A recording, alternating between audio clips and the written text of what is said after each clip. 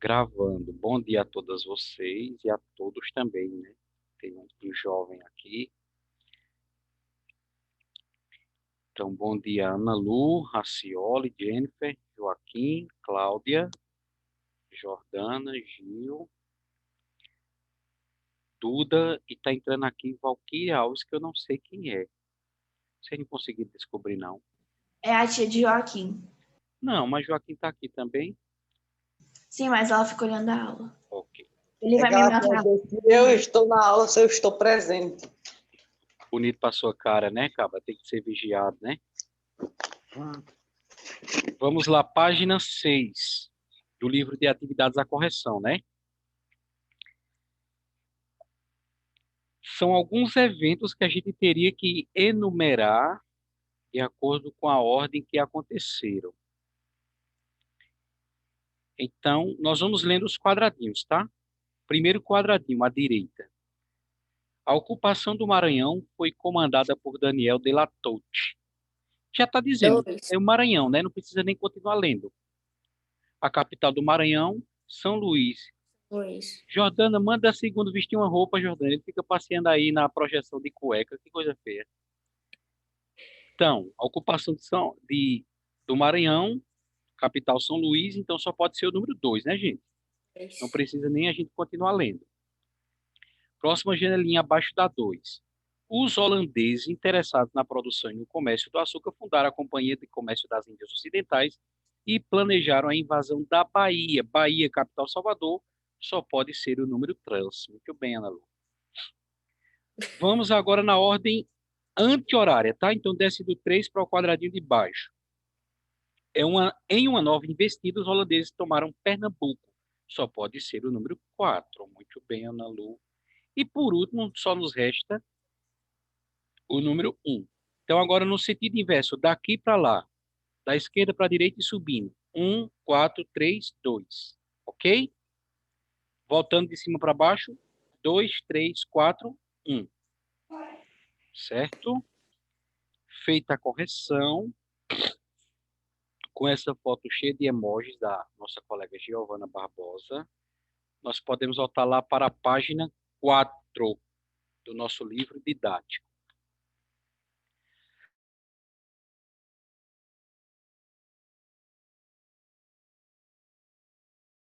Deixa eu ver se eu consigo projetar aqui para você. Já abri aqui no positivo.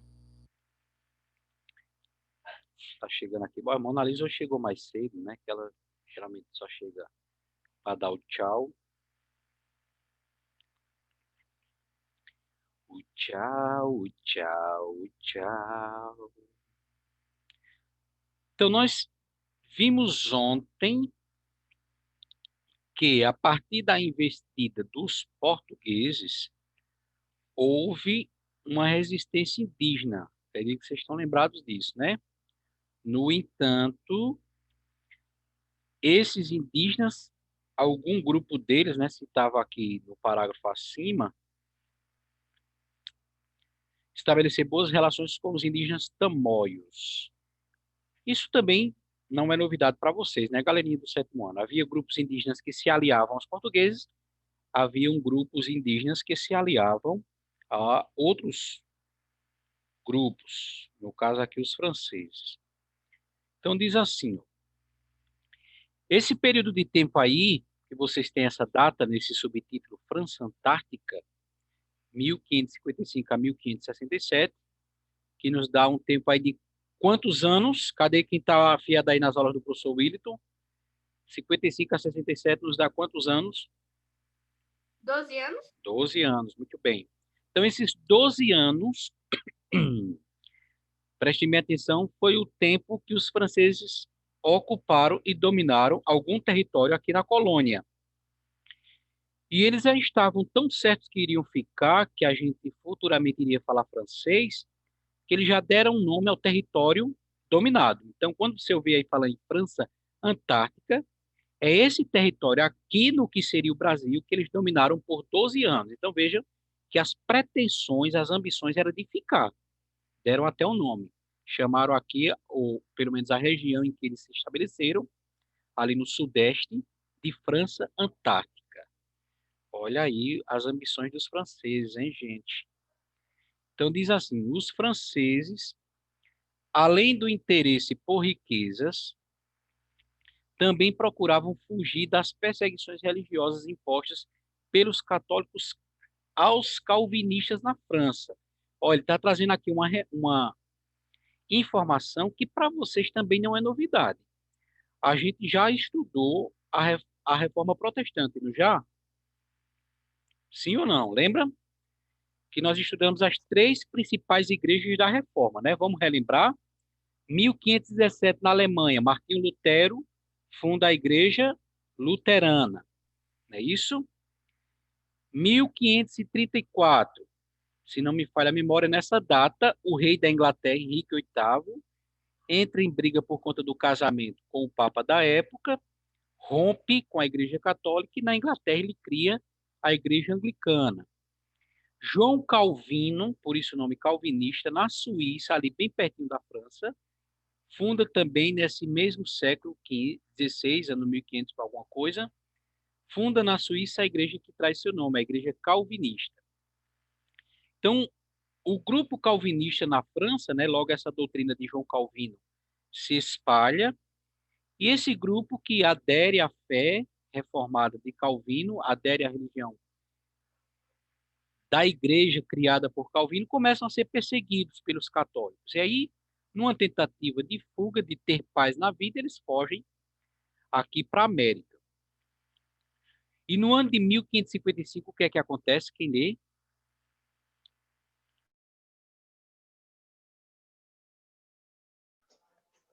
Em 1555, um grupo de franceses formado por aproximadamente 600 homens, que ocupava 3 navios, desembarcou nas terras atualmente brasileiras. Eles foram libertados por Nicolau Duran de Vilela, ou Vilalá, com um católico da Ordem dos Templários, e pelo conde de Coligny, um huguenote, ou seja, era o nome lá estrangeiro que designava calvinista, huguenote. O grupo estabeleceu o princípio na ilha de Sergipe, atualmente chamada de Ilha de Vila Gaila, Vila Gnon, onde foi erguido a fonte de Coligny. Os franceses se aliaram aos indígenas taimóis e permaneceram na região por 12 anos até serem expulsos pelos portugueses e seus aliados tupis. Pronto, tem umas expressões em francês aí, não é um idioma tão fácil, porque a pronúncia não é como a nossa do português. Mesmo o inglês, que ainda é um pouco mais fácil que o francês, tem algumas letras que a pronúncia muda, não é como a gente está acostumado à sonarização, à fonética, como a gente tem, sobretudo, as vogais, né? Mas mesmo com essas expressões em francês, aí a gente agradece ao nosso colega Joaquim aí pelo esforço. Então, as informações que esse parágrafo traz, gente, não são novidades para a gente, né? Tem alguns detalhes que a gente não sabia, que esses franceses são liderados por esses camaradas aí de nomes difíceis, mas no finalzinho do parágrafo ele traz aquela informação que não é novidade. Para conseguir se estabelecer, eles contaram com o apoio de alguns grupos indígenas.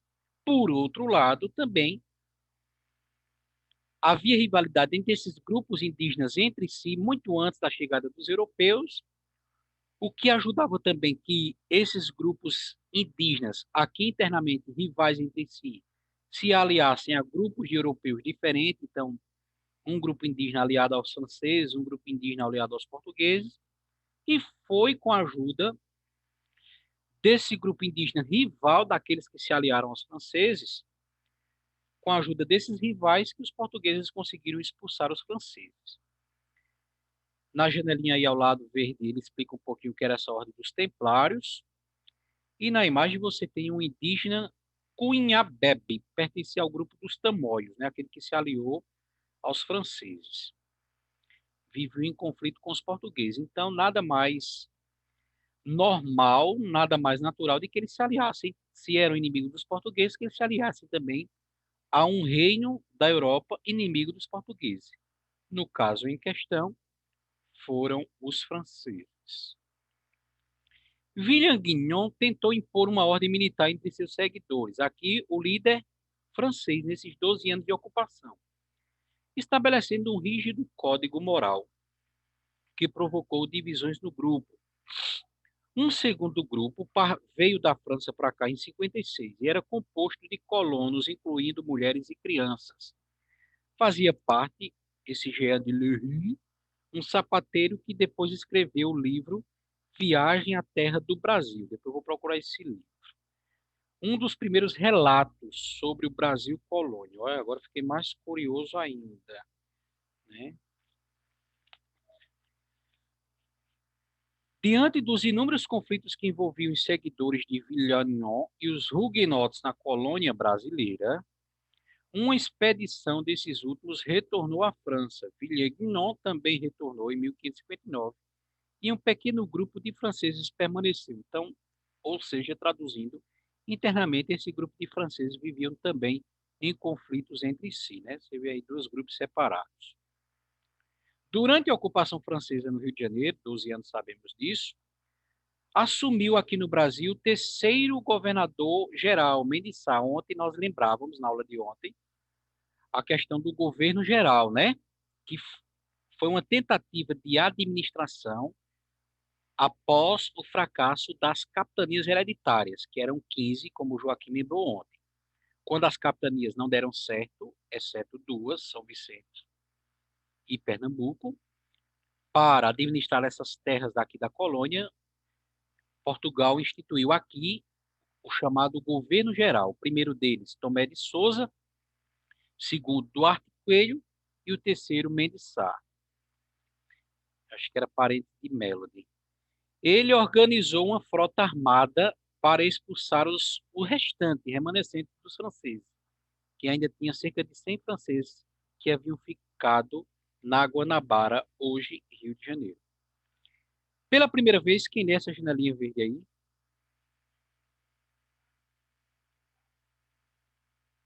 Mais alto. Ainda mais alto. Cadê uma alma caridosa? Nenhuma alma caridosa.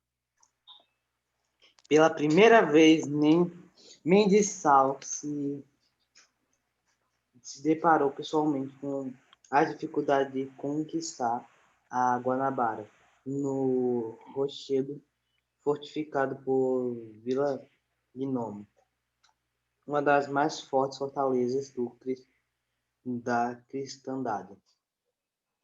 Com muito... tá bom. Com muita e formosa artilharia de metal e outro de ferro, coado, fundido, munições e naus de remo para correr à costa. Conforme descreveu, abrigavam-se 74 franceses, mais alguns escravos. Uma carta à corte Nóbrega. Afirma que eram 800 os índios que davam suporte aos franceses fora da fortaleza. Valeu, Joaquim. Então, aí a dificuldade que o governador-geral dessas terras, em nome de Portugal, o Mendes Sá III, nesse governo, as dificuldades que ele encontrou para expulsar os franceses. Esse Nóbrega que cita na penúltima linha é o famoso Padre Manuel da Nóbrega. Não era o pai do apresentador da Praça é Nossa. Esse Padre Manuel da Nóbrega, ele foi um jesuíta assim de muita importância na história, que fez esse trabalho que vocês já sabem de catequização dos indígenas. Era um jesuíta que veio para cá e que ajudou a construir a história e a cultura do Brasil. Na imagem nós vemos aí Estácio de Sá em São Vicente. Acredito que é esse que está quase que no centro da imagem, com a mão sobre o peito. Aparece à sua esquerda alguns jesuítas. Ao fundo da imagem, alguns indígenas e a galera desembarcando, né? Você percebe novamente aquilo que também não é novidade. As embarcações maiores ficam distantes e eles vêm à terra em embarcações menores. Em 1565, o sobrinho de Mendes Sá, Estácio de Sá, tataravô de Melody, liderou o conflito contra os franceses. Para tanto, ele conseguiu o apoio de outras capitanias. Nesse mesmo ano, ele fundou uma povoação que recebeu o nome de São Sebastião do Rio de Janeiro. Os franceses contaram com a ajuda de grupos indígenas, não é novidade, formaram a Confederação dos Tamoios. É uma das primeiras, gente, é uma das primeiras guerras que vai acontecer no território aqui da colônia. Essa guerra, também chamada Guerra dos Tamoios, entre 1554 a 1567, para lutar contra os portugueses. Muitos indígenas foram mortos, é claro, senão a guerra sempre acontece. A fortaleza dos franceses foi incendiada e os portugueses conseguiram expulsar depois de 12 anos os franceses ali do sudeste. Agora tem um porém, olha, vem agora aí o quê? França etnocial. Ou seja, é mais um território, assim como a gente viu acima, a França Antártica, França etnocional é mais um território ocupado pelos franceses, agora menos tempo, né? Apenas 3 anos. Mas, ao dar um título, já mostrava as pretensões dos franceses, era ocupar, e talvez se tivessem conseguido, Joaquim, hoje não seríamos Brasil, hein? Seríamos a França etnocial. Olha, Farrando, Foncier, Analu, Capuri. Vamos lá, França etnocional. Após o fracasso da França Antártica, né, lá no Sudeste, uma nova tentativa de ocupação, dessa vez no Maranhão, comandada por esse francês aí, Jacques Ruffy. A região, quem lê? Mais A alto. região do litoral do Maranhão era estratégica para os franceses, que interceptaram navios espanhóis carregados de metais preciosos que se dirigiam à Espanha. Os franceses eram frequentes na região e tinham contato amistoso com os indígenas do Pinambá. A França equinocial foi caracterizada pela exploração de pimenta, de canela, de madeiras nobres, além de outros produtos da região. Então veja que os franceses, eles parecem que gostavam de uma briguinha, né? Atacaram até a Espanha, que não tinha nada a ver. Porque o território da Espanha, você deve lembrar, pelo Tratado de Tordesilhas, ficava mais a oeste, né? Então, essas embarcações atacadas pelos franceses vinham desses territórios pertencentes à Espanha pelo Tratado de Tordesilhas. E é curioso, gente, a gente pensar isso, a gente brinca, mas é um fato que poderia ter sido verdade, né? Se os portugueses não tivessem conseguido expulsar os franceses e os franceses tivessem dominado, a nossa história hoje atual seria totalmente diferente, né? Nós seríamos uma colônia da França e não de Portugal.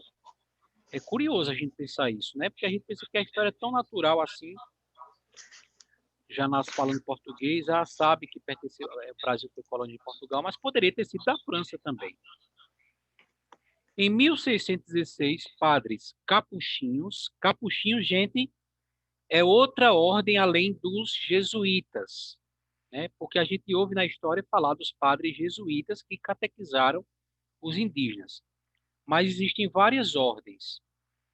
A mais famosa, que veio nesse trabalho de catequização, são os jesuítas, mas tiveram outras ordens também, outros, ou seja, outros grupos de padres, beneditinos, no caso aqui, falar aí dos capuchinhos, que é outro grupo de padres que vieram também para o Brasil, de outra ordem, tá? Chegaram à região com a missão de cristianizar os indígenas tupinambás. Agora, o que chama... Olha, tem um dado muito curioso, Joaquim e os demais aqui. Veja só, esses capuchinhos, eles vêm de onde? Da França? Da França. Então, mas os jesuítas que vieram com os portugueses, Eles eram de que religião, de que igreja? Católica. Católica. E os padres capuchinhos que vieram com os franceses também eram Eles católicos. eram católicos. Também eram católicos. Então, olha que dado curioso. Você tem uma instituição, no caso, a igreja, que está dividida no seu apoio entre tropas inimigas, tropas dos franceses e tropas dos portugueses. Os próprios capuchinhos levantaram a cruz onde foi construída a fortaleza chamada de São Luís, em homenagem ao rei da França, Luís XIII. Então, não é à toa que a capital do Maranhão tem o nome de São Luís. Foi uma homenagem ao rei da França, Luís XIII. A imagem mostra um pouquinho isso, né? O erguimento da cruz para demarcar que aquele território iria ser agora um território de catequização, de evangelização. E outro detalhe que chama a atenção nesse parágrafo é a construção da fortaleza.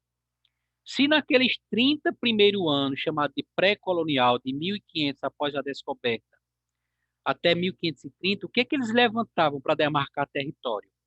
As feitorias, com aquelas torres, depósito de madeira, e ali os navios ficavam passando, abastecendo e seguindo viagem. Quando eles resolvem se estabelecer e colonizar, a construção que vai entrar em destaque são as fortalezas, que são aquelas construções parecidas com um pequeno castelo à beira do mar, que é para servir de vigilância do litoral e daquela região, porque é por ali onde os navios atracam. E qualquer navio inimigo logo será abatido pelos canhões da fortaleza. Nós temos algumas famosas no nosso Nordeste, também no nosso estado, as fortalezas históricas que permanecem até hoje, porque eram construções de pedras enormes, né? Em 1616, o que é que acontece? Quem ajuda?